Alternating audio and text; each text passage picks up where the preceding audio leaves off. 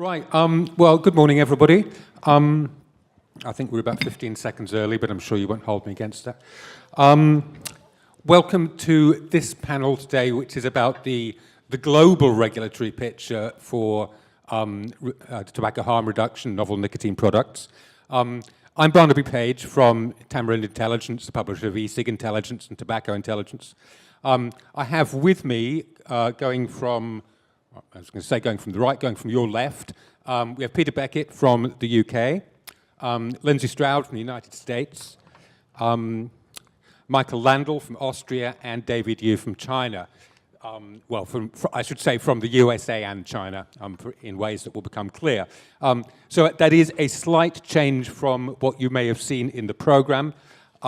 Stephanie, from Juul, who was going to join us today, was unable to.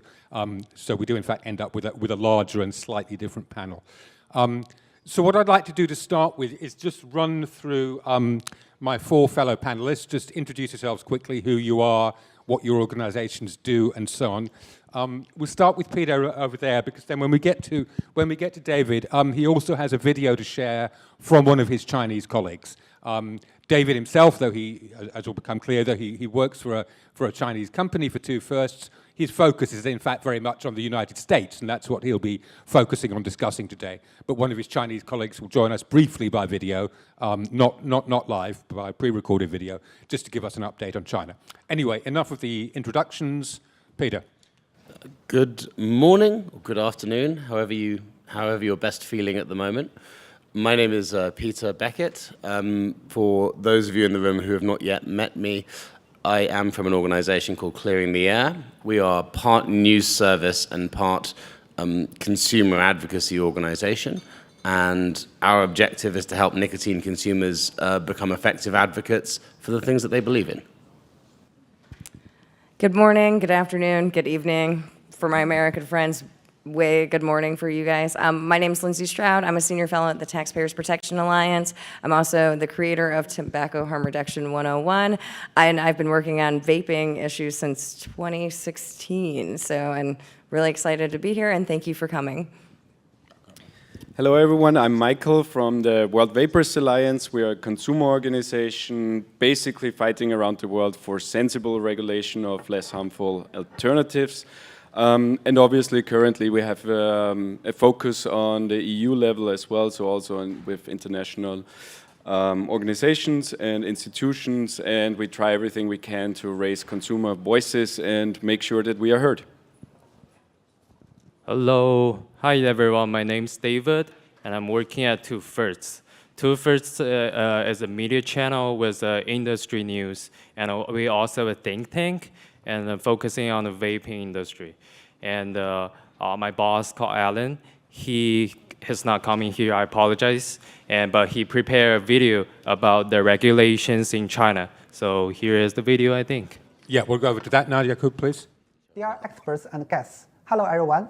Today at JFN 24, I am honored to share insights about China's regulatory framework for e-cigarettes and the importance of global regulatory collaborations. Let me introduce myself. I'm Alan, the co-founder and CEO of Two Firsts, a global leading NGP industry media and consultancy.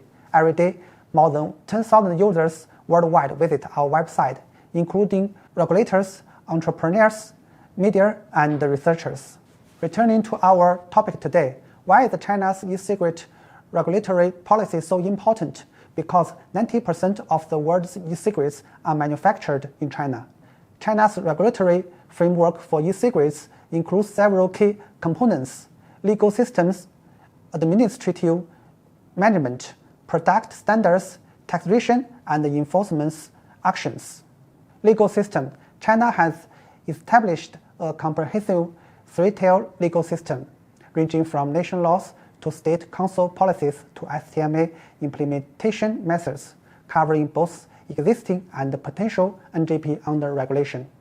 Administrative management. The production, distribution, and retailer of e-cigarettes are all included in the licensing system. All companies engaged in the production, export, and brand export of e-cigarettes must obtain a license, with strict requirements for obtaining a production license. Moreover, China places great emphasis on protecting young people and minors from the harm of e-cigarette, explicitly prohibiting sales to minors. Product standards: China adopts a whitelist system, allowing only 101 substances to be legally added to e-cigarettes, while prohibiting flavors such as flute. These standards apply exclusively to products sold domestically. Taxation: China levies a tobacco consumption tax on domestic sales, collected at 2 stages: production, import, and wholesale, with tax rates of 36% and 11%, respectively.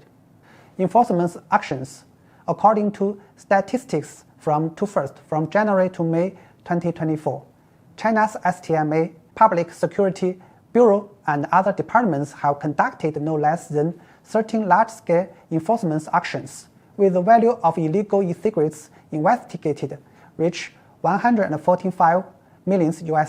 China's regulatory policies for e-cigarettes have a profound impact globally and serve as a reference for many countries in formulating their own regulations. Now, let's discuss global liberation for e-cigarettes. First, I would like to clarify that China is also a victim of the illegal e-cigarette trade. Those who sell counterfeit and substandard e-cigarettes globally often operated illegal factories without production license in China. China has consistently cracked down on such illegal production. When formulating China's e-cigarette regulation policies, policymakers have considered the international market's need, such as verifying product standards in different countries, and have established a robust mechanism for international regulation cooperation. Let me provide 2 examples. For example, China's nation standard for e-cigarettes stipulates products should comply with the standards of the destination country. If there are no standards in the destination country, products should comply with Chinese standards. While China can prohibit the sales of flute-flavored e-cigarettes domestically, it cannot interfere with market sales in other countries.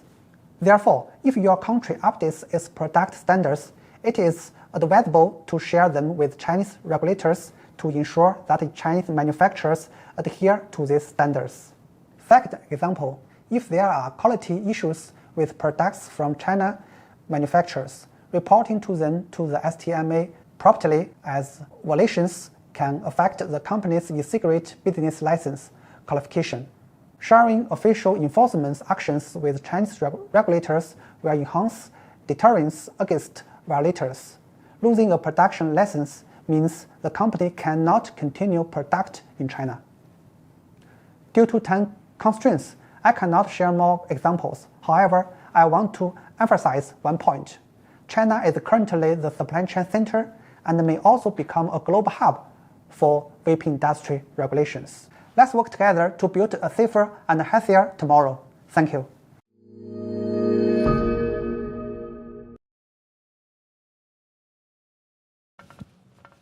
Right, so some insight there on China, a country which is obviously enormously important in the global e-cigarette industry, and one about which we don't actually hear a great deal at these events. Our focus today is global. I think inevitably we are going to be talking quite a bit about North America and about Europe, given the composition of our panel. But I hope we'll be able to reach farther afield in some of our discussions as well. And I'm sure some of you, when we have questions from the floor at the end, may be able to give some insight from other countries. But to start off with, what I'd like to do is go round the circle here again. I'll start with Peter again, and simply ask people, in your country or your region, which, Peter, you might consider your region to be Europe, or you might want to look strictly at the UK, or what have you. What do you think of regulation at the moment? Is it getting better? Is it getting worse? What's the temperature like? I mean, the temperature in the UK is slightly cold and generally raining, but I feel like that's not what you actually want me to talk about. We are, over the next 5 years, going to see the revision of the well-known Tobacco Products Directive, a file from which many other countries take inspiration for their own regulations. And we've just had, in the last couple of days the results of the European parliamentary elections. So perhaps I should start there.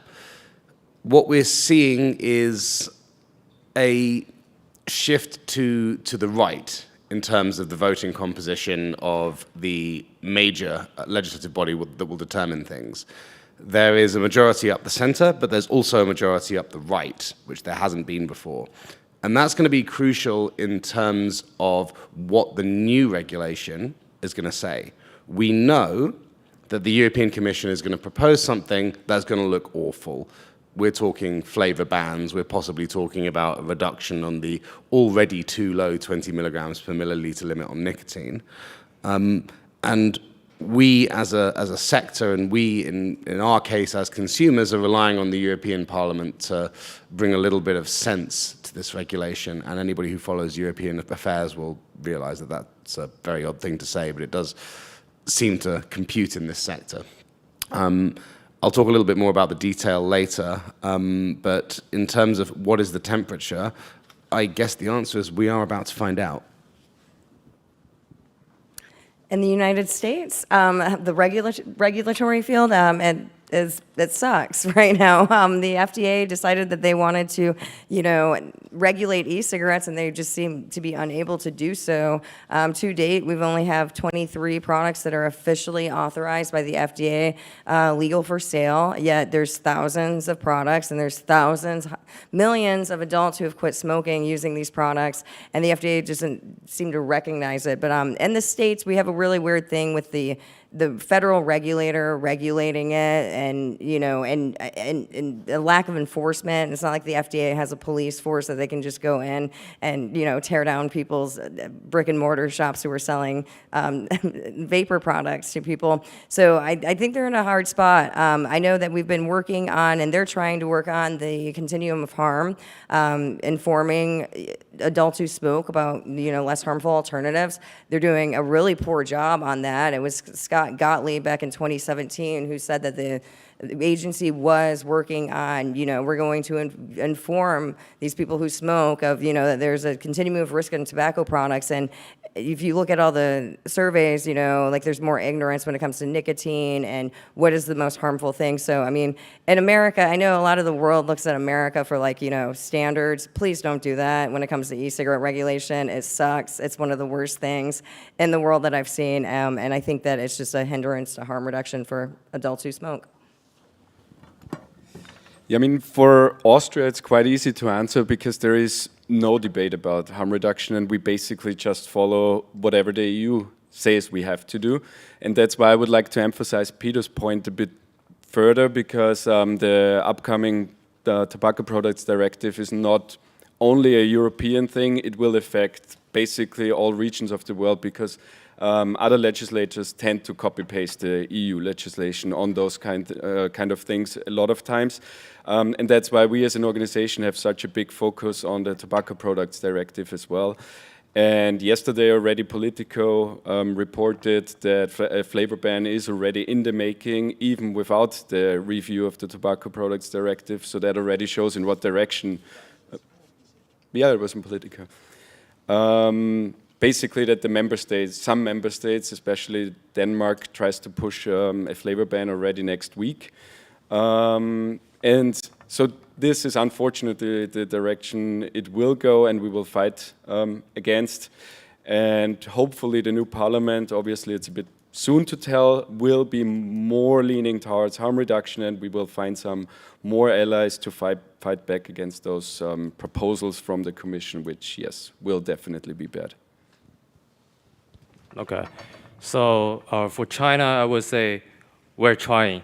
And several people met me, they said, oh, Chinese government, they don't even have a harm reduction, such a action on any vape or tobacco stuff. But I would say we are doing it, because such vaping or alternative product is kind of a new in the whole world. It's a new industry, and the government and regulators are actually trying to see where is the balance point. It's not highly regulated or banned, or it's not, they don't even care.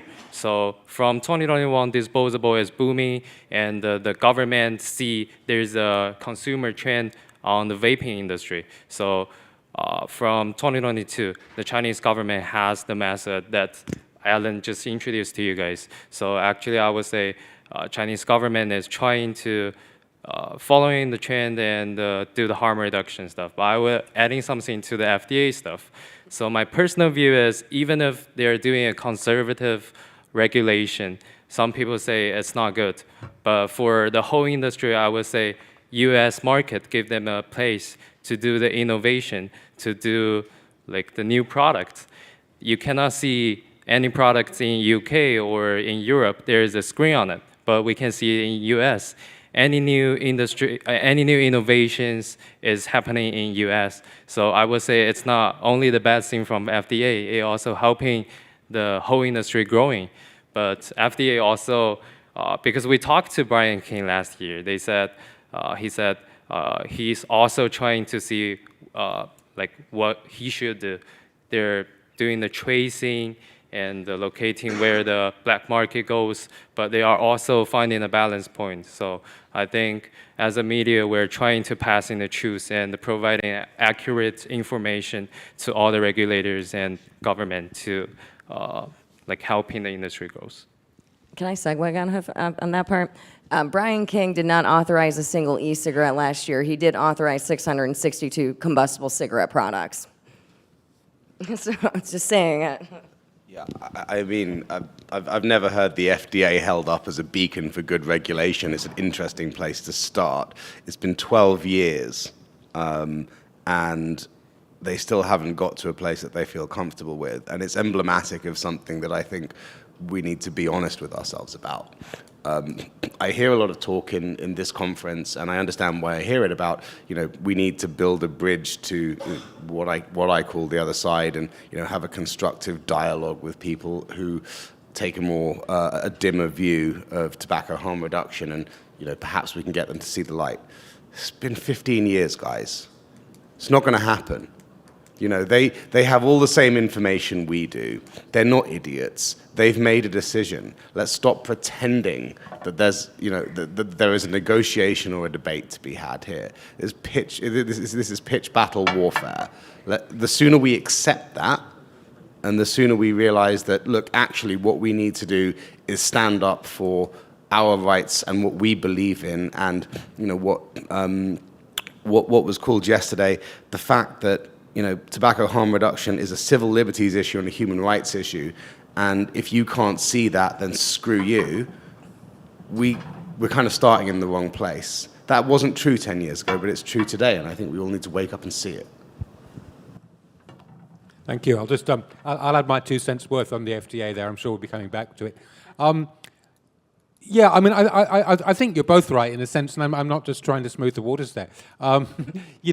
I think the problem with the FDA situation is that on a very abstract and theoretical level, yes, the model makes sense, pre-market review, scientific review, et cetera, et cetera.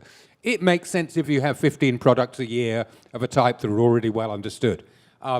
It doesn't make any sense at all if you have a sudden influx of 700,000 products that consumers are already using and that are out there. And to add, it doesn't make any sense when the alternative is a thing that kills half of its users when used as intended. Well, absolutely, yes. So it's not it's not the model that's wrong. It's the fact that the model is completely inappropriate to this market, I would say. I also just wanted to add one quick thing on China to supplement what David said. Just if anybody wasn't in the last plenary session, the big one just before the coffee break, there was a really interesting fact brought out there toward the end that China Tobacco, which is the state-owned tobacco corporation in China, has the world's largest collection of tobacco harm reduction patents. So even if we don't see THR happening on an obviously large scale in China at the moment, if China Tobacco and the government, same thing in a sense, did decide to introduce THR, then they are potentially very well positioned to do it on a very big scale, very, very quickly.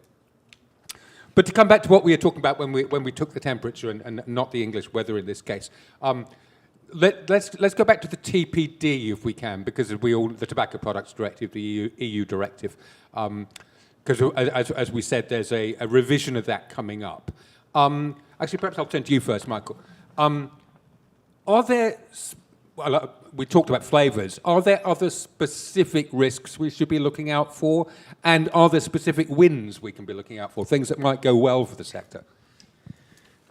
I'm always a bit skeptical with wins because I think it's already a win if we avoid the worst proposals, unfortunately. Obviously, it's also always a bit hard to admit the current regulation is kind of okay, but I think that's the case in the EU at the moment. There are, as Peter already mentioned, the nicotine levels and volume limits, they make absolutely no sense, but as a consumer you can deal with having a couple of more smaller bottles, even though it doesn't make sense from an environmental perspective. So I think in an optimal scenario we could tweak those things and make it a bit better, but in a realistic scenario it's about fighting against further regulation. And I think the flavors will be the main battleground, but there is a separate legislation, the TED, I think, the taxation directive. So this will be the other battleground because the Commission also wants to increase taxation, so basically doing the opposite what works, namely risk-based taxation. And the Swedes are doing it, but the rest of Europe is just ignoring the success there and they want to do the opposite. So I think those two things, flavors and taxation, will be the main battlegrounds and obviously also from a consumer perspective the most important ones. I mean, a flavor ban would mean vaping is dead, at least on the legal market for most people. And obviously if they increase the prices, it's also a big issue. So I think those two. Sure, and a good point about the tax directive there. We tend to get so worried about the TPD or so excited about the TPD, depending on your perspective, that we forget about the tax directive. Also worth noting, there's quite a lot of EU environmental directives, sustainability and traceability and what have you, either in the works or you know, being issued recently, which are not directed specifically at this industry, but many of which will have some effect on them. Peter, I'm sure you have opinions here, so please weigh in with those. But could you also say a few words about the strange case of the United Kingdom, which of course has regulation that is very closely based on the TPD because the UK was an EU member at the time that it introduced that legislation. The UK has, of course, since left the EU, so it's under no obligation to follow the new TPD. Will it? Well, we'll take the last bit first and go from there. No, the UK will not follow the next TPD. There is a revision going on in parallel in the UK of the tobacco and related products regulations, which is the UK analogue of the TPD that was passed prior to Brexit, which was, of course, a fabulous decision of my fellow countrymen to leave the world's largest trading bloc and pursue our own fun, independent future. The legislation essentially gives powers to the Secretary of State. So it doesn't actually do anything in and of itself. What it does is it gives the Department of Health the opportunity to make future regulations without putting them through Parliament. That legislation was halted by the genius decision of the UK Conservative Party to call a general election, which will happen in 3 weeks. The Conservatives will lose it, Labour will come into power, and my guess is they'll bring back more or less exactly the same bill, which also contains a generational ban on smoking. Still don't really know what I think about that, so I tend not to comment on it. The Labour Party manifesto has said they will ban the marketing of flavoured vaping products to kids, is one line, but no detail on it. So we can fairly safely assume that it's not a priority, might not be the first 100 days, but at some point the Department of Health will be given new powers to regulate. From there, there'll be consultations and we'll see where it lands. There is other European legislation that relates particularly to disposables. Nobody seems to have noticed, but disposables are going to be banned in the EU from 2026, whether we like it or not, under the single-use products regulation. Still not sure what I think of that. Disposables are the gangrenous arm of this industry that gets us all sorts of nasty attention, but at the same time, they're quite important to some people because they don't require a huge investment and they don't require a huge amount of technical knowledge to use, which makes them perfect for particular communities who struggle to give up smoking with the products that are currently available. So well, you know, whatever we think of it, it's happened. You know, they're gone, and we're going to have to think about those communities in a little bit more depth when the design restrictions come in. Just one sentence about the UK, because I think it's a prime example that we shouldn't take anything for granted. I remember 2 or 3 years ago at the UK Expos, consumers always told me, no, it's safe, we are safe, we don't need to do anything. And then within 2 weeks, probably, they changed the position on a couple of aspects at least. Which I think should be a reminder for everyone that nothing is for granted and it can get worse pretty fast as well. Yeah, let's dig into why that happened though. You have a desperate government that needed a headline and made up the policy without reference to its own health department. The establishment view in the UK remains what it was 12, 24, 36 months ago, which is harm reduction is good. But what I think we've seen is a slight aberration in Conservative Party policy. The key thing that we all need to watch now is how Wes Streeting reacts and how the UK Health Department reacts. I think he's got good people advising him, and I think he'll have really good people advising him when he gets into the Department for Health. And I think he's the kind of guy that takes advice. Great, thank you, Peter. Let's actually go off, well, I say go off script, we didn't really have a script, but let's just actually follow up something Peter mentioned there, which is the generational age bans, you know, the saying that tobacco will never be sold to people born after a certain date. Now, we've, of course, had 2 high-profile examples of those, proposed to be brought in the United Kingdom and in New Zealand. Both of which were very quickly abandoned, though they were abandoned essentially for political reasons, not because public health opinion changed.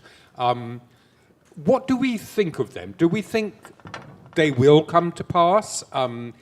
If so, do we think they will work? Do we think they are valuable additions to the army of, if you like, positive and constructive tobacco control? Or are they simply sort of setting up an ideal that can never be achieved? I'll throw over to you, Michael. I know I haven't asked you to prepare this. I mean, for me, prohibition is prohibition, no matter what the product is. And even though if you don't like the product, prohibition basically never works, and history has shown that. So I'm pretty sure that a generational ban also won't work. And I always imagine in, I don't know, 10, 15 years, how would that work in practice? Then you have a 40-year-old and a 39-year-old, and one can buy cigarettes and the others won't. That doesn't make any sense to me. So I think that's also more headline grabbing and election-saving maneuver, and it definitely won't work and creates a black market like every prohibition does. But I think from our perspective, the more important point is to make sure that not other products are included in that. And in the UK, we have seen that heat not burn is included. We'll see if that stays that way. And the problem is also that I think if the UK kind of falls, then other countries will follow. So I think that's more the danger than the actual practicalities of it, because I don't see a way how this will ever be enforced. Can I answer that? Because actually in Massachusetts, Brookline, Massachusetts has the city actually has done a generational ban on tobacco products. And I mean, I'm reading it right now. The court did uphold it because, you know, it's America. We like to sue on anything that happens or any regulator comes down. So at least what I can say from the states, and it's usually how everything does happen, they start at the local level, build their way up, get the state to do it, and then move it over to the whole, like, federal ban. So we were dealing with the menthol ban, which has been, again, political reasons. We cut it and everything. So I don't know how they're going to enforce it. I do think you're going to have a lot of issues on it. But I also just think, too, you're going to take tobacco, a regulated product, and kind of really throw it into a major underground market at this point, because now it's like an illegal drug, you know, oh, I can't do this, but my granddaddy could. It's just, I don't know, it's really weird. Just to follow up on that for a second there, Lindsey. What do you think about age limits generally in the United States? I mean, of course, the tobacco consumption age has gone up with T21, which is quite unusual. The alcohol, or the legal, I should say, alcohol consumption age, for example, is higher than in much of the world. So there certainly is acceptance for that model. even if a generational age ban doesn't come in, could we see the minimum consumption age going up to 25, say? Probably, actually. I mean, I don't think that T21 lessened youth vaping in America as much as a lot of people want to put it. I think that the 2019, the 20% of kids who were vaping, I think it's literally an anomaly. If you look at the graphs, it just does not make sense on it. But I could see 25. I could see that increasingly happen. We are kind of turning into a nanny state where I guess we don't have parents anymore and our government as our parent now. So I don't think it's really being enforced too. I mean, again, we did T21 decrying, these kids, the 21-year-olds, they won't be able to go sell these to kids in high school, but kids are still vaping. So again, like, you move this age and you're still decrying a youth vaping epidemic. Thank you, U.S. Senator Durbin, on that. But I think it's a lot of just whack-a-moles and, also a conflated problem that really wasn't a problem until they started screaming it. And then again, America, 7.7% of kids were vaping in 2023. That's less than 1 in 10. It's also a 61% decrease from 2019. And again, 2019 is when 20% were doing it. They declared a youth vaping epidemic in 2018, and that was the FDA and the CDC. And you look at the WHO too. I mean, if you saw some of their graphics that they did for World No Tobacco Day, who exactly is marketing to whom? It seems like the WHO, they got this one that they just did on their tweet where they are showing kids, a vaping device, and the kid's like, what is that, a lighter? And it's like, well, the WHO is the one who's now telling them that it's a vaping device. So, I mean, exactly, I don't know exactly what they're going off on, but back to the thing, I do not think that 25 will, it could happen. Massachusetts, if it's going to happen, it'll happen in Massachusetts. But wouldn't California, they shouldn't have a problem. They banned everything. but wouldn't it be the most American thing to have that, and then you're allowed to vote for the most powerful man on earth? You're allowed to buy a gun, but not a vape. It never ceases to astonish me that we're still using the word epidemic after we had an actual global epidemic of a thing that killed millions and millions of people. But, that's an aside.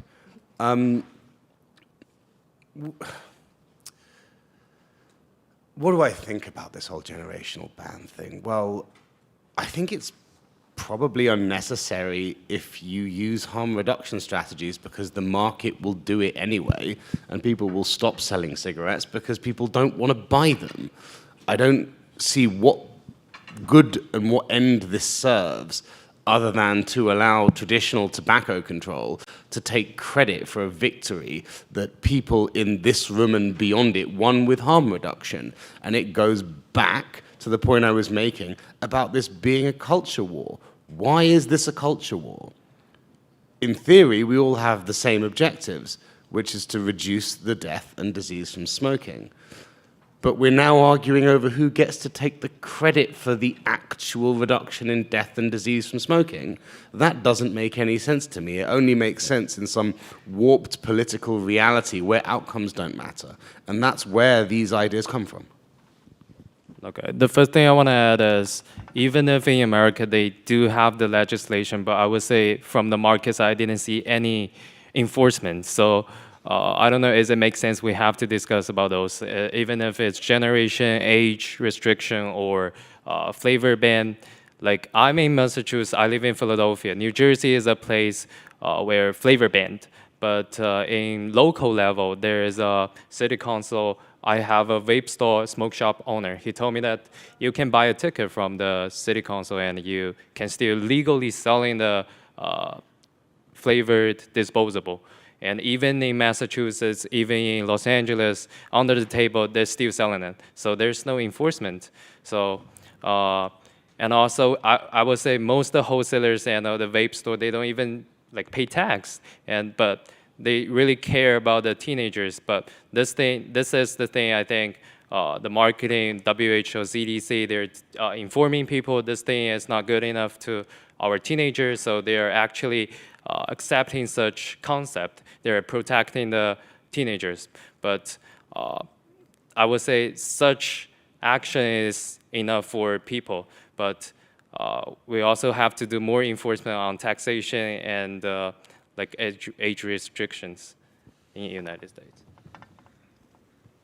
Yeah, great. Thank you, David. I mean, I think that leads on, onto a bigger point, which is, apologies if you heard me making this before at other conferences or in other sessions. I believe that these days perception is more important than reality in the regulation and in the formulation of policy around this sector.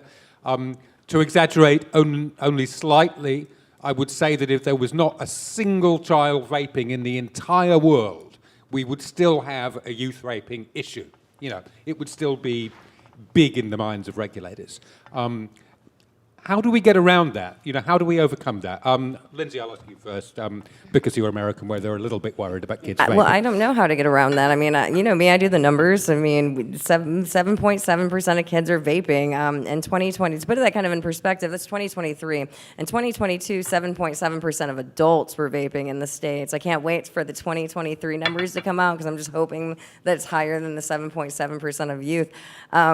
The kid argument, but it goes back to honestly, this messaging, this narrative on the kids, I mean, it does seem like it comes from the World Health Organization. And I go back to what they sat there and said at the end of COP, the Secretariat, like, if one kid, is addicted to nicotine, it doesn't matter of the 1.3 billion people who smoke. And Cliff Douglas said it last night, too, about it. And this is another thing that's kind of just getting lost. There's more people smoking around the globe now than there were 10 years ago just because of population increase. Yeah, the percentage of people who smoke is less, but the number of people who are smoking is still more. So when you're looking at the cost of that, that's still a greater cost besides the percentage of it. So I'm just done with the kid argument. I don't care anymore about the kids. I mean, and to go also to the point of the kids too, why is nobody ever talking about you are going to have a generation of children who we're never going to be smoking because they've been exposed to other alternatives and these are safer products. You are never going to have the disease that are associated with combustible cigarettes, and this is an entire generation. And I don't think that's emphasized enough when we are looking at the kids. And for the Americans, and Senator Durbin, if you're watching this, good job. I mean, youth vaping went down. You can quit wasting taxpayers' dollars on that and, solve our debt, crisis. If you do care about the future children, you should care about the $32 trillion in debt that we're dealing with. Thank you for coming. And I think one way forward with this is to be a bit bolder in calling it out, because I'm convinced that the majority of the people who always bring forward, let's protect the kids, they don't really care about the kids. They want to ban products they personally don't like. Because otherwise they would actually listen to the kids, and every survey says, for example, that the flavors are playing a minor role in the picking up process of kids. And it's still in every argument when it's about flavors, it's always kids, but they refuse to listen to them when it's clear that most of the times it's other issues why they start consuming nicotine. But the people who bring those arguments forward, they don't care apparently. Michael's absolutely spot on. If there wasn't a single child vaping in the world, the WHO would have to invent one. And it speaks to the self-interest of that organization. What was it, 2 days ago, they put out a tweet saying that vaping products were designed to kill. Like, those were their words. And I'm sorry, excuse my French, fuck off. Like, absolutely not. You as a public health organization that is supposed to be involved in informing the public about what is real and what is not real, you need to have a level of credibility. And this matters beyond vaping. At some point in the future, the WHO is going to have to tell us all to stay at home because there's another pandemic. How are they going to say that and expect to be believed after having obviously and publicly lied about relative risk in the area that kills just as many people as the pandemic did? It's outrageous. We should all be outraged by it. I think you're quite right, David. Absolutely sort of ludicrous comment, isn't it? I mean, even combustible cigarettes are not designed to kill. That's not their purpose. Well, I mean, I don't know what to say. I don't understand it. I don't understand the motives behind it, and I don't believe that these are just evil people. But what they are doing is evil. let's be honest about that. Let's not pretend it's well-intentioned. Let's not say, oh, well, look, what we really need to do is, engage with them and put the arguments to them. That was true 12 years ago. The date of guilty knowledge passed a long time ago. We need to accept that we are in a pitched battle and a culture war, and we need to act appropriately. And if there's one piece of advice that I could give people who campaign on these issues, it is that. Look at the fucking reality of the situation we are in and accept it. Because it's not going to change, and we can't change it. We need to work with it. And then another trick they always use, or sometimes use and start using, is the definition of youth. I can't remember who it was, but it was young people are picking up vaping, and then I looked into it, and it was people who are 30 and younger. And then, I mean, that's not a teenager if you're 30. So we also need to be careful with the nanny state and paternalism that they don't turn us all into kids at some point. And the generational smoking ban, I think, is the first sign of that. So that's always another way around the kids argument to make everyone a kid. I have a little bit opposite view. I think flavor ban is actually helping people because from like the supply chain side, I would see some data from like export to different places. Like 2 years ago, we don't have any generation ban in China, but still we don't have generation ban right now. Like you can still buy cigarettes or vape even if you're under 18. But like 2 years ago, we have a flavor ban. And I think it's suddenly like helping a lot. Like who's gonna refuse the grape or any fruit flavor that if you give a kid? I would say yes, if I wanna try. Even if you don't tell me there is a nicotine, I would try this kind of taste new. So I would say flavor ban can actually help a little bit. I mean, am I going to address that, or is somebody else going to? I mean, if that were true, then we wouldn't see a single smoker, because nobody could ever say, if it's a 15-year-old, that you like this taste, but people still started to smoke. So I think there are deeper underlying issues why people start consuming nicotine. And the other problem with the flavor ban, obviously, is that almost every adult is using some kind of flavor as well. I told the story earlier, we tried to showcase that in front of the Dutch parliament once, and we gave out flavorless ice creams to politicians to show them flavors matter, right? And what applies to ice cream applies to vapes as well. Yeah. I think I'll just interject something. Well, I mean, I think also the bans, I mean, again, we are looking at children and not considering the adults who smoke. And I can tell you, too, the bans haven't worked out. When you looked at Massachusetts flavor ban, you saw an increase in kids smoking, actually, smoking combustible cigarettes.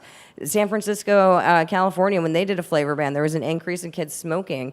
I was looking in Canada at their analyses, and you actually have an increase in the number of kids who think that smoking is harmless and vaping is harmful. So the flavor bans, and again, if you're gonna ban anything, ban cigarettes. I mean, that is the harm, but nobody's arguing that. And I always look at the Australian model on this one, like you have to go get a prescription to get a vape, but you don't have to have a prescription to get a cigarette, which would be really stupid too. Imagine going to your doctor, hey doc, sign me up for cigarettes. But I mean, it also, if we're looking at the harm reduction potential too, banning, I don't get why the generational bans, why wasn't there a generational ban in the 1990s when 50% of kids were smoking regularly, 25% of them were smoking daily. You're seeing this knee-jerk reaction and these restrictions that are put in place on a tobacco harm reduction product, and that's really what's getting lost in the whole messaging, is that these are safer products, and most of the people around the globe do not know that they're safer while they're smoking a cigarette. And bans only reinforce that. When you start banning flavors on e-cigarettes, you're making e-cigarettes look bad, and you're making them look more harmful than combustible cigarettes, because those aren't banned, but that e-cigarette is. I mean, you think a flavor ban's a good idea and it benefits people. I want to ask the question, who? Okay, I would say because it's new stuff, vape is just a new industry. I would say they're Safari and they're looking for what way we should regulate. So at this moment, I would say flavor ban maybe is a temporary solution for them, but we don't even know what's next generation product Banning stuff is never a temporary solution. Okay. You never ban anything temporarily. That's not how bans work. So again, who does it help? I tell you who it doesn't help. It doesn't help people who have been inhaling, essentially burning compost heap for 20 years and want an alternative that makes them inhale something different. That's who it doesn't help. But I don't know who it does help. Does it help kids somehow? No. Does it help businesses so they can reduce their SKU count and perhaps their inventory? I don't know. But it doesn't help the target population. And it doesn't appear to do a huge amount for the non-target population because kids have smoked for hundreds of years. So I just don't see whose interest that is in other than people who need to justify their existence with something. I guess you could maybe say, and just say, sorry, Lindsey, I hadn't noticed you picked up the mic earlier.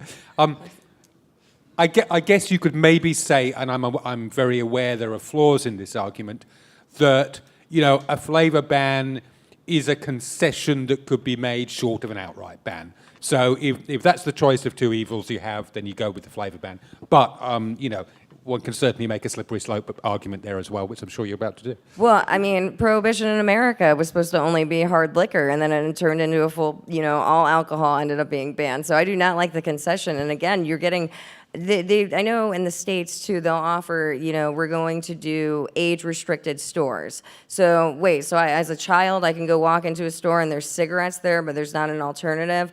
Anywhere that a cigarette is sold, a tobacco harm reduction product should be there. Again, the starting to put bans and restrictions on them, it confuses the general public about these. I mean, it's getting worse. You walk around and you're vaping and people are looking at you like you're crazy and they're smoking and you have to be like, this is actually safer. But I know you got all your media from the WHO, so I'm sorry about that. But it's just, the misinformation that is really coming from public health. And I said it yesterday on the panel. We are living in this really weird time where it actually is the tobacco companies that are doing more positive towards helping people quit or switch to a less harmful product than the public health organizations and the WHO. I just don't get it.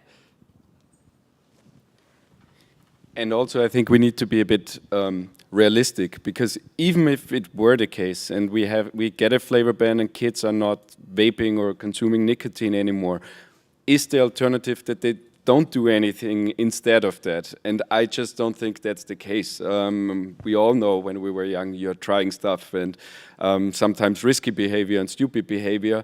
And I think it's a fantasy world mainly politicians live in when they think, okay, we ban something, then it's gone, and also they won't do anything else. Let's look at the mechanics of how you ban flavors for a second. And I'll throw this one out to the audience because we haven't done that yet. How do you define a flavor? Anyone? What's the definition of a flavor in a bill? Anybody at all? That's the problem, right? There's two ways of doing it. One, you convene a committee that determine what a flavor is, and they examine every single product to determine what it tastes like, and they artificially legislate for it.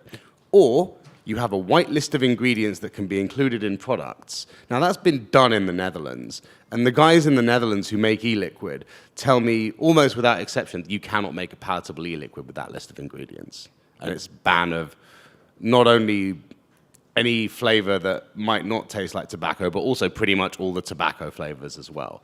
So forget even the ideology of it, right? The mechanics don't work.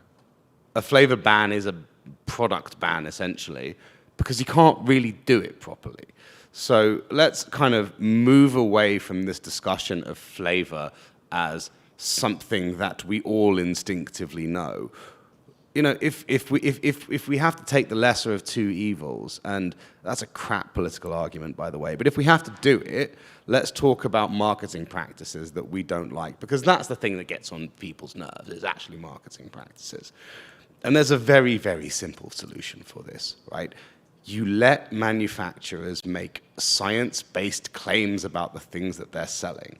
The only reason all of this terrible marketing exists, and it's just bad marketing, that's what it is, right? The only reason it exists is because in every market that I've ever worked in, and all the ones I haven't worked in, people who make vapes cannot explain to the consumer what their actual value proposition is, because we medicalized nicotine 30 years ago. It's really not particularly clever. And I tell you what, if you say to people, okay, prove that they're safer than cigarettes through, you know, this protocol or that protocol, through I don't know, through a biomarker study or through an aerosol toxicology study or whatever, and then you can put it on your packaging, you get rid of that problem overnight. It's a very simple solution, and yet what we're talking about is banning something that nobody in this room can even define. Right. So let's let's move on from flavors to something that is, in fact, very much related to what we've just been talking about, because what we're essentially talking about was miscomprehension by, you know, by politicians, by policymakers, by the health establishment. Just to give you a very, very brief comment about something we've done at E-cig Intelligence, which I think you might find is interesting, is for some years we have conducted an annual survey of MEPs, members of the European Parliament, who are, you know, elected members of the Parliament, basically asking about their knowledge of novel nicotine products and also their views on them. And, you know, all sorts of data comes out of this on a year-on-year basis and so on. But there is a very interesting correlation. It may not be surprising, but it's very, very strong correlation. The more they know, the more sympathetic they are. People who understand this area see what we're getting at, and they tend to support the products, not necessarily completely unequivocally. You know, these are not by any means, you know, necessarily THR fanatics, but they are people who at least have some sympathy and an open mind because they have been educated or educated themselves. So how practically can we do that? How can we, and not just in Europe, but anywhere, how can we go to politicians or policymakers, perhaps certain transnational organizations are beyond education, but let's not hope all of them are, you know, and how can we change that? How can we win people over by educating them on the benefits of THR? Michael, do you want to? First of all, may I say a wish to you, and please do that again for the new parliament. That's so helpful. And I can't even remember, but there was the highest amount of MEPs, they weren't even aware of a single product, right? So I think that is the main problem if we look at any parliament around the world, that most of the politicians, they just don't know what the products are, they don't understand it. It's not like that all of them hate it and want to ban it right away, they just don't understand it. They maybe see a cloud and think it's the same as a cigarette, and that's about the basic knowledge in most parliaments. How to change that? Obviously, that's the key question and the toughest one. But I think it's just persistence, and especially consumers have one very powerful thing, and that's the personal story, because nobody can tell me that vaping didn't work for me. It did, and if we tell them, I think that's the best route to do as a consumer, but also to try to get the science in the parliaments, because for some reason only the scary and bad headlines are sticking in the heads of politicians, but the 500 positive reviews, they tend to be ignored or not seen. And I think that's also where academics can play an important role, and just on an easy, understandable level, updating politicians about current scientific advances. David, I think you had. Yeah, I think first we have to let the government know there is already a consumer trend in the world that people are trying to vaping. Let them know the importance this product is, and as I said before, sending the choose more accurate information to all the stakeholders, all the regulators here, and but some of them don't even understand what's the product. Like, they don't even know the category, like heated, like the combustible, or just like the disposable. They don't even know the categories we have. So I think we have to find what's their interest, like taxation, anything to add the start, but let them know what's exactly for this product. Like, what's actually, is it hurting people or it's more harm reduction? Let them know. But it's definitely harm reduction. Let's say 100 years ago, take a look at the scale of 100 years ago, people are using the cigarettes. But I would say at least maybe 4 of us believe, like 100 years later, vape might be the new way to take nicotine. We have to let them know, actually, this is more harm reduction. So sending the truth, more accurate information to them. But ban flavors. Nice. No. God. Wow. Look, You're the bully of the, okay? I'm going to call you Trump now. Talking to lawmakers, okay? And if you guys know me, you know I'm a former staffer. I was just in the media, or the consumer media engagement workshop. So if you've seen Shawshank Redemption, okay, I always bring it up, because I love it.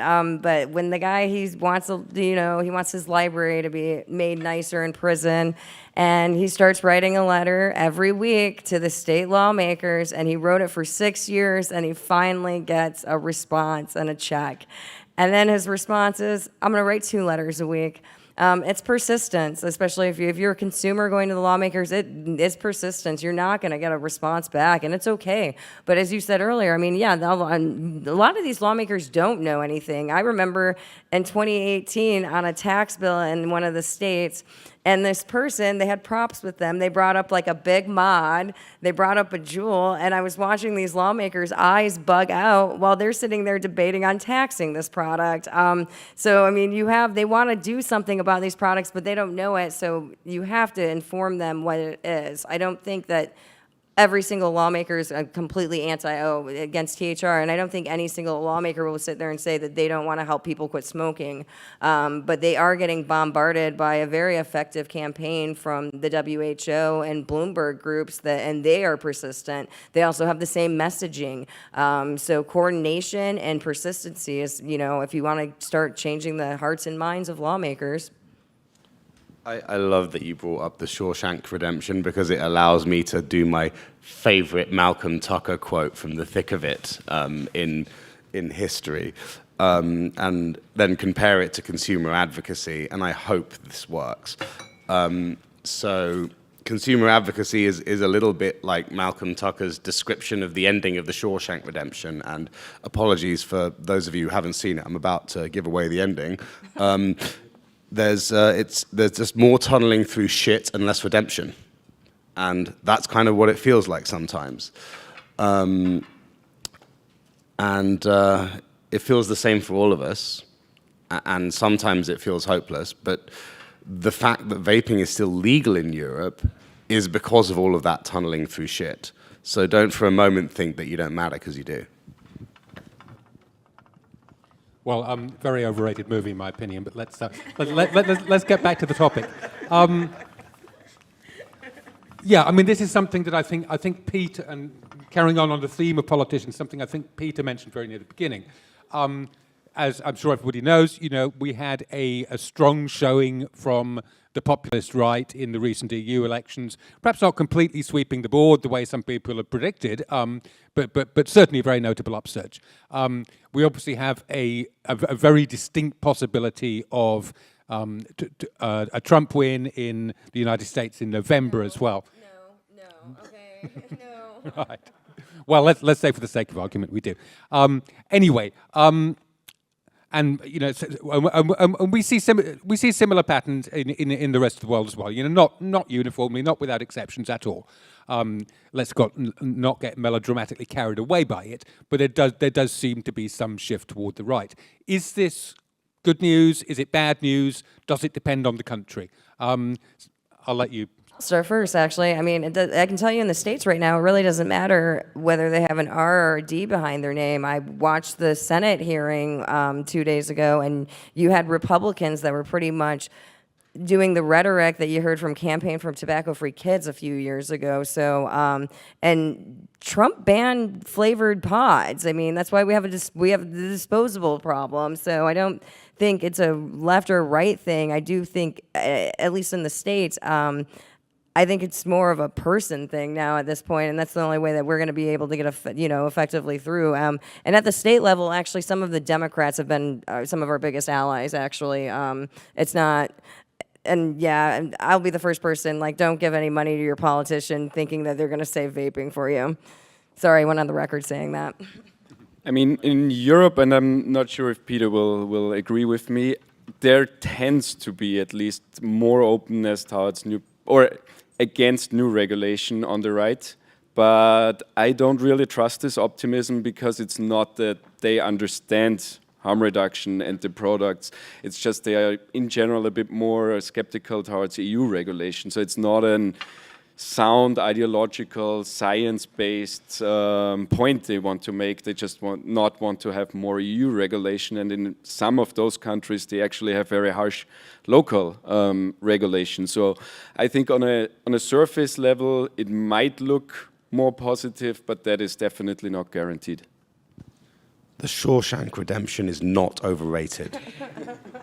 The Shawshank Redemption is one of the most beautiful pieces of cinema I have ever seen, and wash your mouth out, son. Tim Robbins should have won an Academy Award on it. When I look at the numbers in the Parliament, I look back to the 2013 majority that we had, that was primarily made up of the European People's Party, which is the centre-right, the European Conservatives and Reformists, which is the slightly less centre-right, the Identity and Democracy Group, which is the, how do I put this politely, far-right group, and, you know, the odd sort of bits and pieces from either way. That majority has increased numbers. And, you know, there are party structures that will have institutional memory of the last time. So while I may have personal views on what this means for politics more broadly, in our tiny little corner of the world, it's probably a good thing numerically. Do you have any views on this, Dan? No. Right.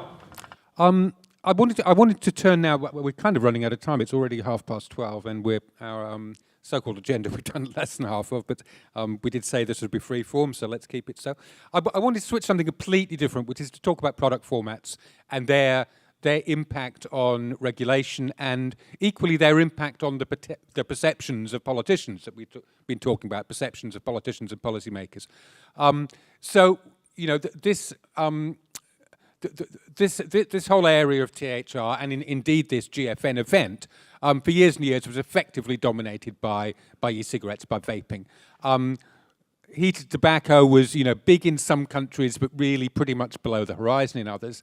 But you know, we now have pouch that is really just become very, very prominent on the scene outside the Nordic countries in the last few years. We have heated tobacco very, very likely to launch in a big way in the United States soon, and, you know, getting good traction in other countries. We have new innovations like herbal heated sticks and so on, and doubtless we have other innovations that we've not yet seen, you know, and we'll be talking about here at GFN 2026. From a regulatory point of view, or rather from the point of view of THR's relationship to regulation, are these a good thing or a bad thing? You know, it's easier to just ban them when something new comes along and to say, well, we won't have those, rather than go through the whole process of trying to understand them again.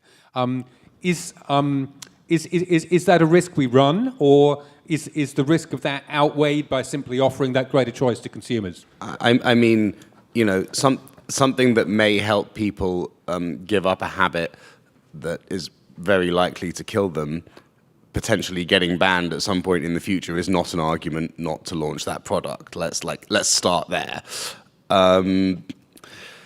There is always that risk. It comes back to what Lindsey and Michael both said about education. It's critical, but it's also very difficult to portion out and give to people when they need it. And that comes back to how much time are you willing to devote to it. And I think we've got a pretty dedicated group here, and you all understand the new formats, so perhaps it's kind of down to us. I mean, I think all the products, the better. But in this United States, we are restricted because of the draconian pre-market tobacco product application process. If heated tobacco finally comes back, because it was supposed to come in May, and I'm trying to figure out where it's going to be at.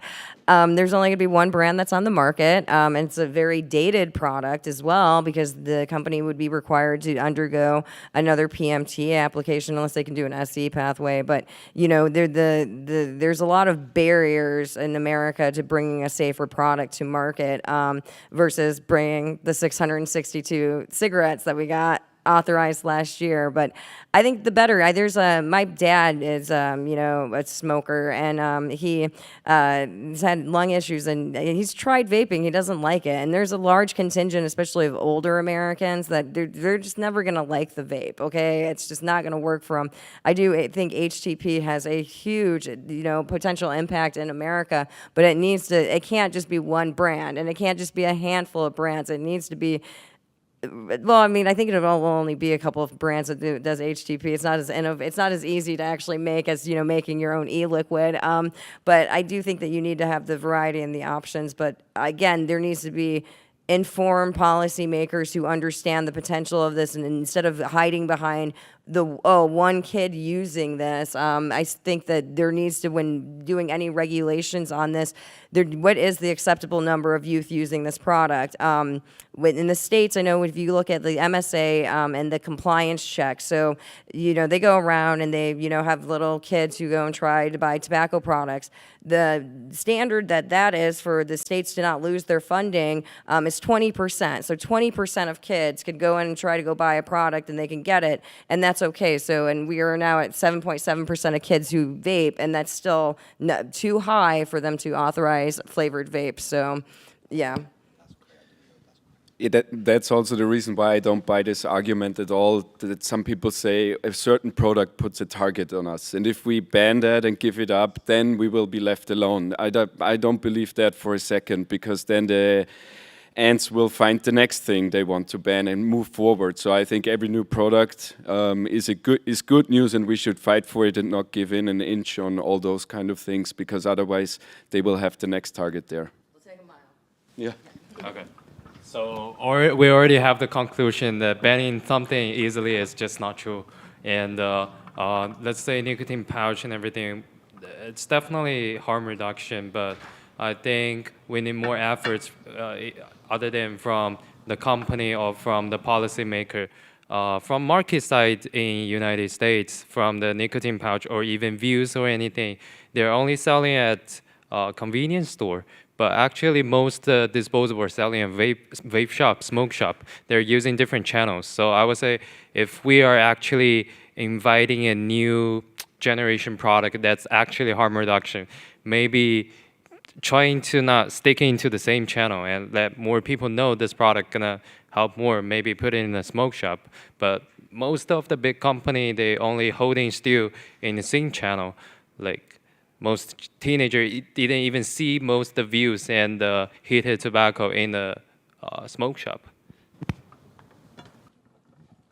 Sure, and I think this discussion about HTP and about pouch and so on, it also goes back to that thing we were talking about earlier about educating politicians and policymakers. Most people in this room, will be very familiar with the whole concept of the continuum of risk. With combustibles at the bad end and nearly everything else bunched down toward the good end. That's a pretty difficult concept to get over to people who find it difficult to distinguish between an e-cigarette and a combustible in the first place. How do we do that? Should we even bother doing that? Do you have a view, Lindsey, on that? Well, I mean, I kind of actually have been now starting likening it to the electric vehicle push. I mean, you've got, essentially, I go back to California, they banned menthol cigarettes and they've banned flavored vapes, but they're also now requiring like car manufacturers to only introduce electric vehicles. So you get that, combustion is bad for the environment. Well, what do you think combustion does to lungs? This is like your EV, this is your electric vehicle of the device that, delivers nicotine. The big thing on emphasizing is that it's not nicotine that causes the harm. And it's getting increasingly difficult to do when you're looking at, Bloomberg, NGOs, the World Health Organization, this demonization of nicotine. I've been watching it now for like 6 years. I think we're on like full-blown peak alarmism, and and it's so unfortunate because again we're almost like stupid. We're making people more stupid with the science. Nicotine isn't what causes the harm in cigarettes. It's because you smoke it is what causes all the harm, the combustion and everything. So I guess just emphasizing that, and also emphasizing, hey, they do approve nicotine replacement therapy. So I mean. And who do you want in charge of helping people quit smoking? Pharma or, consumers who created their own products to help them quit smoking? Apologies to everybody in the audience, but this is just a mental note to my team who are watching. The argument that combustion is bad for the environment, so imagine what it must do to your lungs, is awesome. Please start writing an infographic about it. And I mean, another thing is we need to accept that we can't convince everyone, and we don't have to. So especially with limited resources, especially time, I think it's important, and that's what consumer organizations try to do, guide consumers to the right points of entry when it comes to policy debates, because obviously we will never convince everyone, but we also don't need to waste our time on certain politicians and people, because we don't need to convince everyone, but a critical minority at least, and then it will spread out.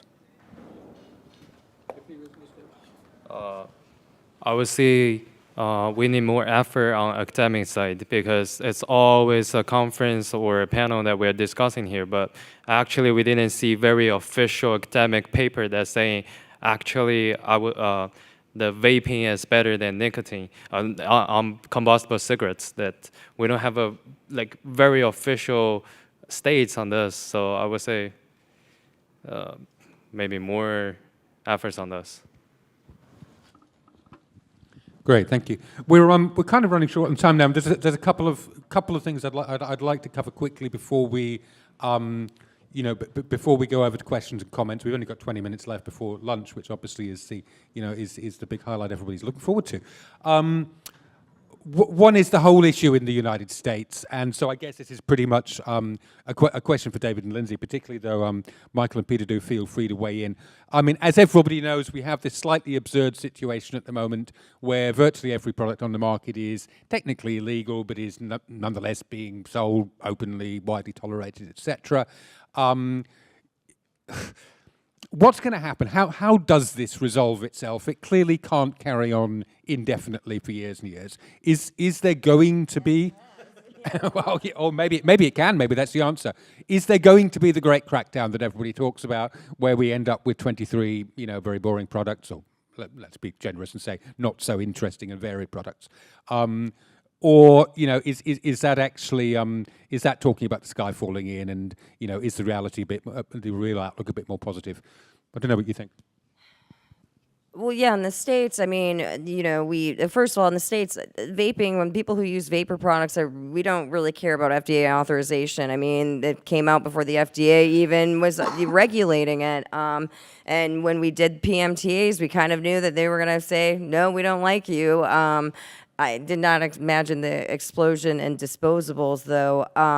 The sky is falling. The FDA has been probably more aggressive than I've seen them in the past 8 years. They've issued hundreds of civil monetary penalties towards not just manufacturers, but also retailers for selling unauthorized products. And they're getting the biggest fine. I guess, on these, it's all done by, law and everything. So they can only hit them, you get a warning letter, then you get your CMP, then they can come back and hit you for a largest one. I know the FDA has been trying to actually increase what those fines are. I guess I was reading it. I guess they've issued $1.2 million in civil monetary penalties for retailers and manufacturers selling unauthorized illegal vapes. But it has been always working. I mean, and I don't see them cracking down. When you even look at a lot of the sales data that's coming out of the States, it's only coming out of the major convenience stores. It's not coming out of any of the mom and pop shops. It's not coming from any of the vape retailers. There's a huge market. I don't even think the FDA knows exactly how many products that are on the market. But in America, it's all political. Our FDA is, you know, the commissioner changes when the administration, the president changes. So that it's not, the agency that is regulating e-cigarettes isn't really backed by science. It's backed by politics. I mean, that's why you've seen Gottlieb, we're for harm reduction, to Califf, we don't like you, deny, deny, deny. I know that they are, I guess the DOJ is looking at criminal penalties. We've got a couple, there's a distributor out of New York who is now facing a lawsuit from the state of New York. Then that's going to be interesting to watch to see what happens there. But I think, yeah, it's going to be a waiting game. But I don't think the disposables are going anywhere, okay, at all.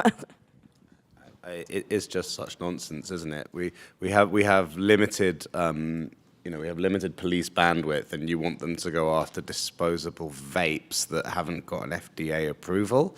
No, they're not going to do that. They have actual crime to deal with. They are in a mess of their own making. That's been the case ever since the 2016 deeming regulation.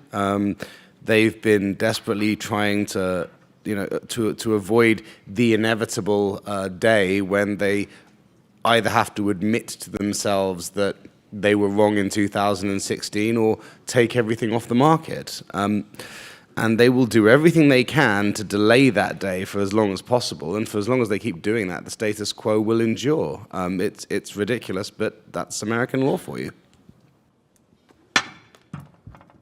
Just to add very quickly what Lindsey said. As well, I think it's worth noting the FDA has just very recently, it was in the last week or so, they've announced a new partnership with, I think, the DOJ, I think ATF, Customs, etc. A whole bunch of federal agencies. Yeah. So they'll no doubt be going around in sort of, you know, big sort of mechanized robots soon. They also seem to be cracking down quite a bit on imports of e-cigarettes. There've been, you know, quite a lot of things coming out about the, I think, if I'm right, they call it the red list. Is that right? Well, they blocked one shipment. It was like back in like November. I mean, they're so proud of that one. Yeah. It's like, well, what about the 100 ones that you didn't block? Well, there is that too. But there's certainly noise about increased enforcement. You know, how much that translates to actual, you know, increased percentage in control of products is a different question. David, do you have any views on how the US situation will resolve itself? The US situation right now, the FDA, it seems in that no enforcement in the future, gonna be a huge problem. But I would say because it's a federal, then go to the state, then go to the city, so it's hard for FDA to do the enforcement directly to local. So I would say they have to do more cooperation kind of to the local side and have the same rules and same laws to do the enforcement. Thank you. Right, I'm just going to have one more quick question going around the panel. Actually, I'll start with you, David, this time. Quickly, looking forward 10 years, looking to the year 2034, how do you think regulation of THR will look in your country? And note that I'm asking, or you're part of the world, you know, feel free to talk about other countries. Note that I'm not asking here how you want it to look, I'm asking how you think it will look. So, you know, are we eventually looking at, you know, at a bright future where combustible cigarettes, you know, are pretty much disappeared, but, you know, sale of THR products is widely encouraged, et cetera, or are we looking at, you know, draconian bans where a sort of, you know, small groups of renegade vapors sort of huddle in secret locations, or are we looking at something a little bit more realistic in between? Over to you. So first, I would say regulation is not a mean. It's a mean, not an end. And in China, in my country, I would say I will put it two parts. First, there's a young generation, and another one is over 30 who use the combustible cigarettes.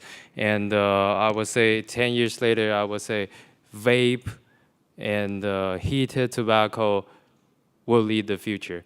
And the regulations may be more strict on the combustible like cigarettes, but we don't even have any sign on this. But I would say they're preparing it, and I would say that's the trend, and we will see more open like policy to all this next generation products like nicotine pouch or the disposable vape. But right now we're like looking what's the future, what's the right way to trade them. But in the future, in 10 years, I would say we can find a balance point.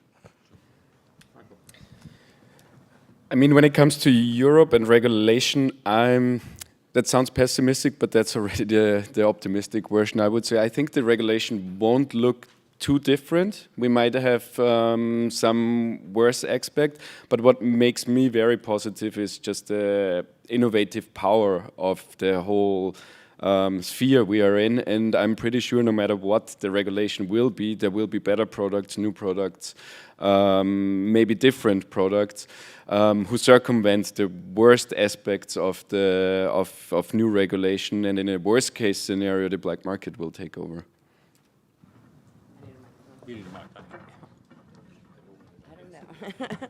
And the future in America, I mean, I think it's going to be the same way it is right now over the next couple of years, unless the FDA finally allows it to be a notification process and bringing, new products to market in an easier way for them to be FDA authorized. I think you're going to still see that there's innovation, there's people getting access to, and they're being able to go in brick and mortar shops. If the FDA decides that they're going to really crack down, then we're going to look like Panama, which we were in Panama for COP this year, the Good COP that TPA hosted, and Panama has a ban on e-cigarettes. They also, when you go into the shops, the cigarettes are like hidden. So if you were a smoker, you wouldn't even recognize, if you could buy it there. But when you walk out of the store, there were people with card tables, and they had like cigars, cigarettes, e-cigarettes. You know me, I was asking them like, "What's that flavor?" So. You're not going to get rid of it, but in futures, this is the one positive thing is I look at the 50 state analyses, and I started looking at that because I really wanted to see the smoking rates on 18 to 24-year-olds, because the WHO and the powers that be, vaping leads to smoking. It's not true. And I think about 20 years from now, you're going to literally have a whole generation that never did smoke, and it's because they were exposed to these other products. What is regulation going to be like in 2034? Well, in order to continue the obscure 90s movies references, I will move from the Shawshank Redemption to Groundhog Day. Nothing's changed, guys. The other side are going to continue to try and put a sticking plaster on top of a cut that doesn't exist and is going to look messy. It's the best we can hope for, and we need to keep fighting for it. Great. Well, thank you, Peter. I could continue the comparisons, but I'm not going to, because we could go down. We could carry on with this all afternoon. We have just a few minutes left for any questions or comments from the floor. Bengt. I'm Bengt Wiberg from Sweden, inventor and co-founder of EU for Snus movement. Going back to flavors, everybody realize that it's equally important for any safer nicotine products. We have flavors in nicotine pouches, flavors in E-cigs, flavors in heats, flavors in snus.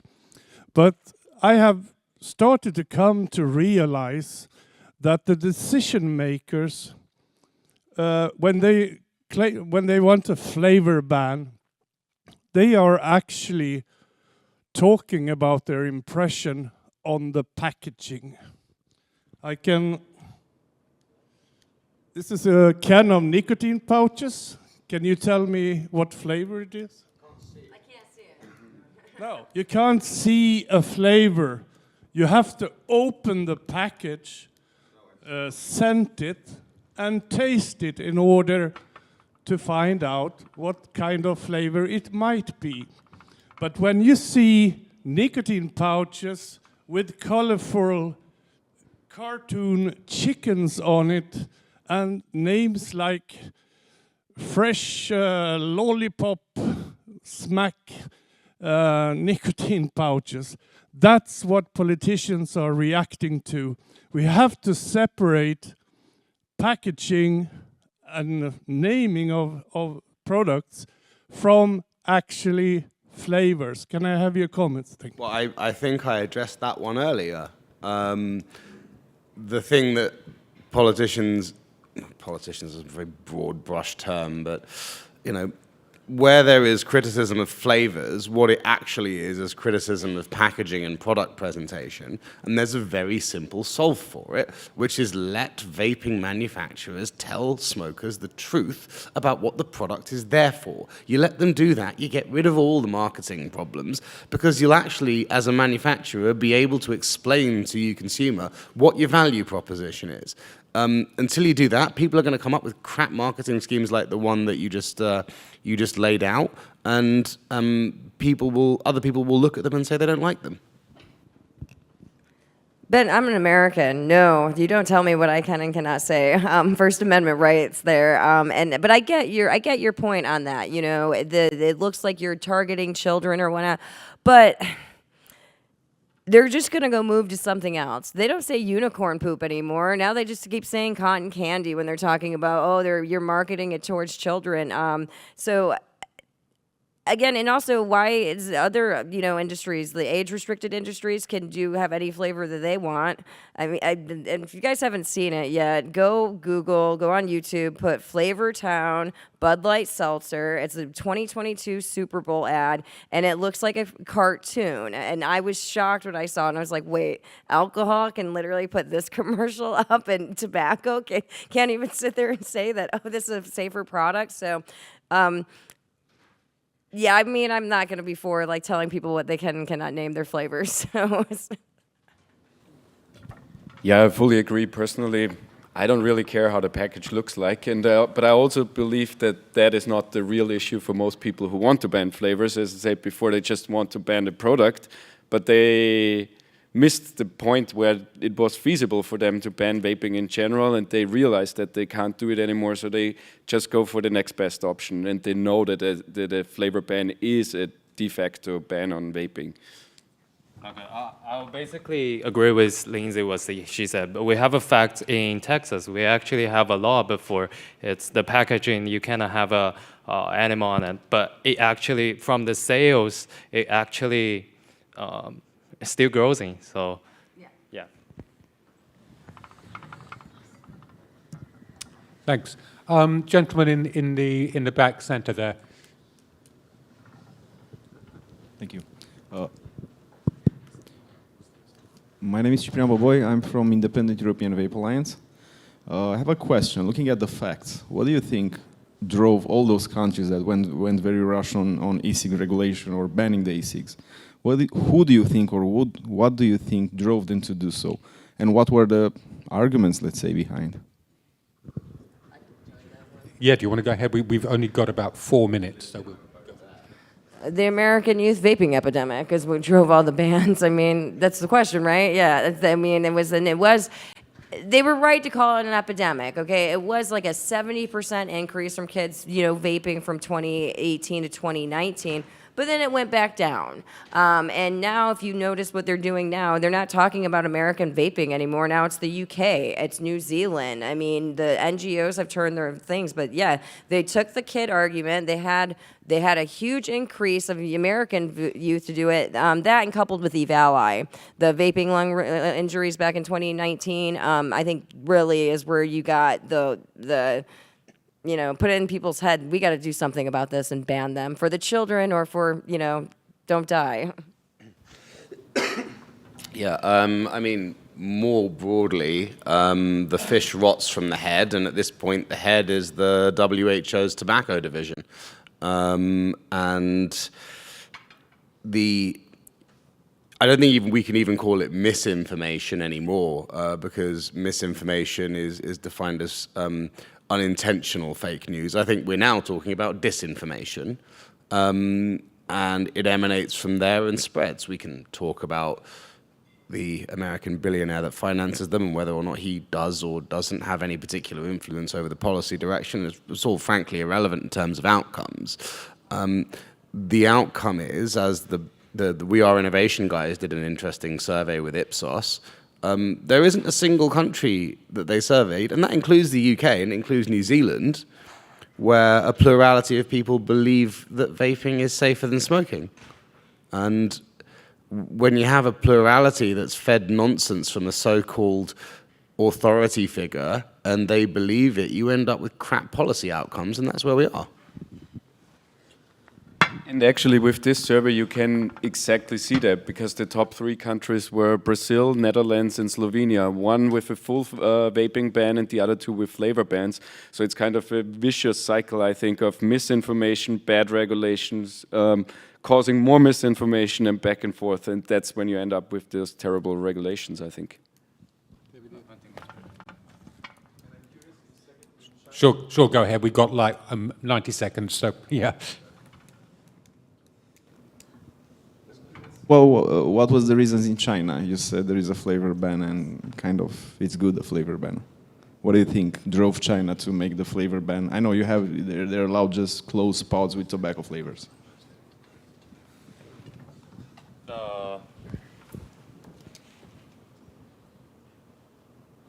How to answer for the flavor ban, but be honest, I cannot, because it's live stream, I cannot do the comment on it. I can answer it. It's because the government owns the Yeah, national sorry. tobacco monopoly. I can privately tell because it's a live stream, I cannot comment on those. Yeah, we'll just fit in one quick last question here, I think. Thank you. I just want to point out that regarding what David, you and Peter have said, we should question, we are talking about e-cigarettes regulations almost as if they were as bad as tobacco. The intensity of the restrictions and of the limitations of a product should be proportional to the risks and the hazards it makes. So almost every policy regarding e-cigarettes is quite unproportionate because it is not taking into account the low risks these products represent. And in a continuation, and answering your question, flavor is such a personal and subjective experience that it's even uncommunicable. I cannot let you experience what I am experiencing. I can try to define what something tastes to me, but it is just going to be a very low explanation of a very intimate experience. So we should question, and this is why this ban is so essentially wrong, David. The state lacks or should lack the ability to interfere in such an intense way in the way we live and experience our lives. Yes, you can regulate flavorants because of the objective outcome in your health after using it.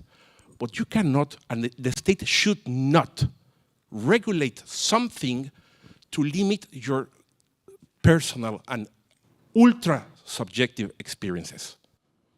That's a great soundbite to end on. Lindsey, I know we're after time, but I know you want to have one quick final comment here.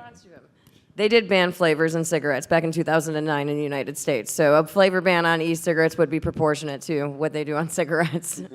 Much easier to do in cigarettes because you know that the substance is called menthol and it's a CAS number. Yeah, but if you take into account that cigarettes are really risky and hazardous, you might consider that the ban is proportionate.